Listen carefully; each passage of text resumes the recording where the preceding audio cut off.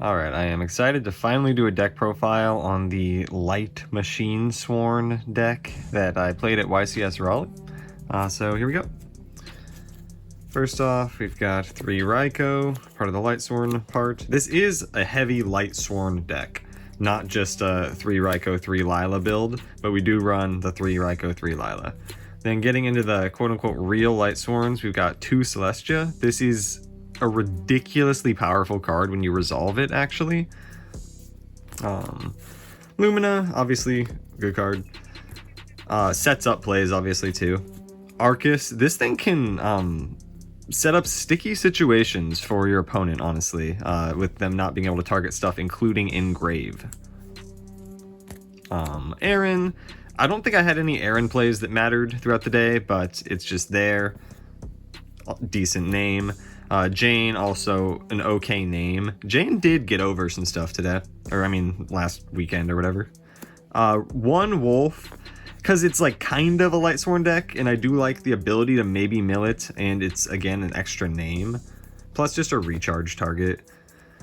2 JD, so yeah, that was all the Light Sworns, and then 2 JD. Getting into the machine aspect of the deck, we run 3 Cyber Eltanin. So folks don't know what this does. You special it by, sorry, I'll try to get the, yeah, you special it by banishing all light machines from your field and grave. It gets 500 attack for each one, and then you send all face-up monsters on the field to the graveyard when it is special summoned. 2 Cyber Dragon. Woo, yeah, obviously another good light machine. But then another one that's going to need explanation is 3 Jade Knight. People are all like, what does this do? I'm like, it's basically the best light machine to just run. So what it does is when it's in attack position, monsters, machine monsters with 1200 or less attack can't be destroyed by trap effects. So obviously that includes itself. And then when it's destroyed by battle and sent to the grave, you add 1 level 4 light machine from your deck to your hand. So importantly, it's not level 4 or lower. It has to be a level 4 light machine. But it can float into itself. So that's like an okay enough reason to run the card, basically. Also has 1800 defense. And again, if you have a Cyber Eltanin out and it's at 1000 attack, which realistically it's usually not at a huge number, then it's protected. I did have one situation in round 4 of the YCS where I did have a Jade Knight and a Cyber Eltanin at 1000 attack, and I attacked with both into a Mirror Force and he tried to flip it, and I was like, yeah, they're not destroyed. And for some reason he then put the card back down without asking if that was okay or anything, as if he didn't just like play into my cards. And I didn't shark him on it, and honestly I don't know why I did not shark him when we're both X1 in round 4 of a YCS. Like, it does matter and you messed up, but whatever. So the point almost in playing cards people don't know is so that they'll maybe play into you like that, and I definitely should have capitalized on his mistake, but whatever. He was a cool player. You had cool glasses if you happen to see this. But yeah, anyway, onto the deck again. 2 Honest, ridiculous card. This card being at 2 is part of why this deck is viable. Ridiculous card. Plague, obviously enables synchro plays. Necro, Gores. These guys really are like your only protection in my build, so they're pretty essential. Heavy, MST, Brain Control, Charge, 3 Solar Recharge. Obviously ridiculous card. There's a lot of turns when you'll be like recharge, Avarice. So yeah, I run 3 Pot of Avarice in my Lightsworn build. I don't think this really conflicts, actually, as long as I'm milling enough. And I think that that is part of the flaw in the deck and the way that I played it. But yes, the last 2 cards in the main deck are Beckoning Light, 2 of them. This is another ridiculous card. Between this and Avarice, it's like really your graveyard is your hand in this deck. Like, I know it's like that in Yu-Gi-Oh! In general, but like really it's just an extension of your hand. Alright, so that was the main deck. Onto the extra deck. We do run Armory Arm because you can make it, meaning like you actually realistically could do a Colossal Arm OTK in this deck. with brain control.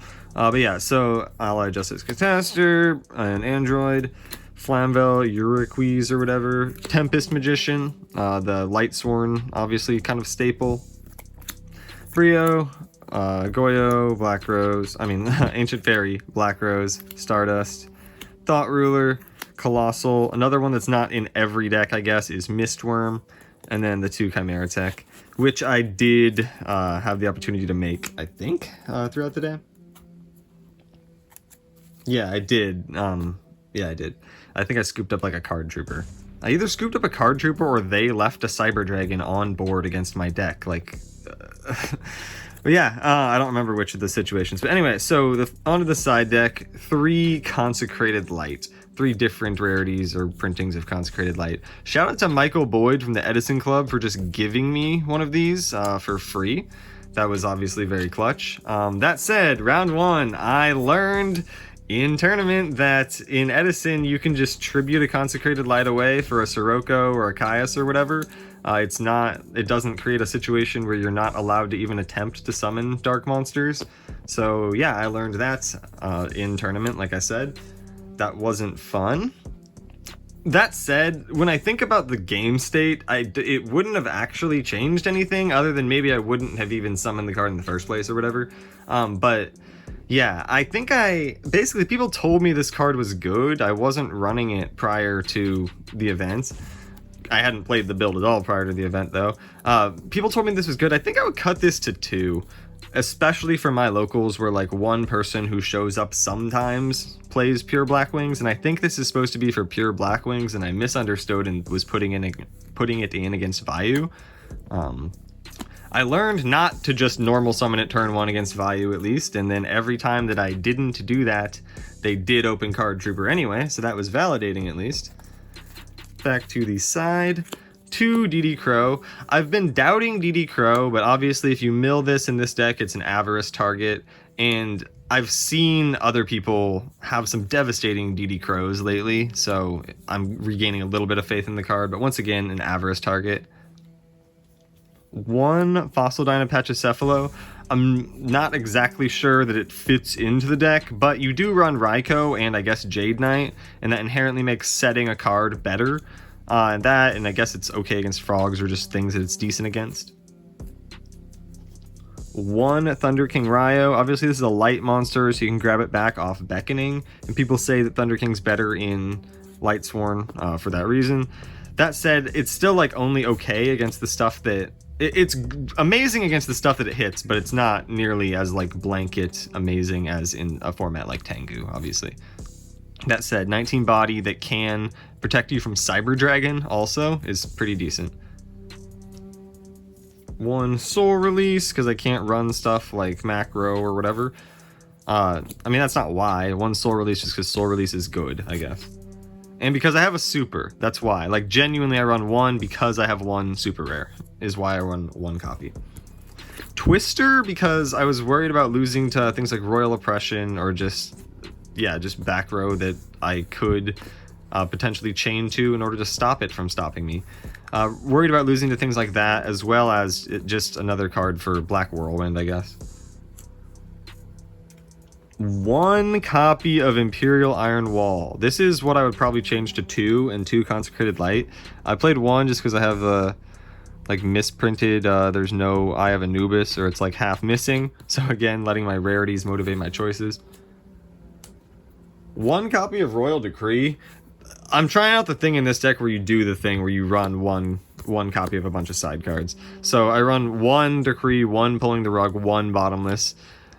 It's that situation where it's like, yeah, I guess I'm playing Lightsworn. If I sack you and draw the side card, I sack you and draw the side card. You know, my deck relies on sacking you in general. And then 2 Trapstone as the last 2 cards. I think this is amazing. One of the best side cards in Edison. This is kind of like Cyber Dragon in the way that, like, if it's... as long as, like, they're running basically anything, then it's going to be good, but it still warrants not maining it because you don't want to run into frogs or whatever. There's like enough decks that aren't running a ton of traps that you don't main this, but it comes in against a lot of stuff. And for some reason people don't expect it though. And yeah, it's all the more devastating if it's unexpected. So yeah, last card is my Torkoal Gores token, and yeah, thanks for watching. I do know what I would change about the build. I guess I went 3-3 at the YCS. I was 3-1 after round 4, and then I basically lost out when I could have potentially made D2. But 3 Needlebug, the card trooper that was definitely missing from the build, and a 3rd Beckoning Light. Basically, I think the deck just needed more gas. People weren't like destroying me on the offensive, but then it would come to my turn when I could potentially make a play back, i.e. Eltanen them, JD them, blow up their board basically.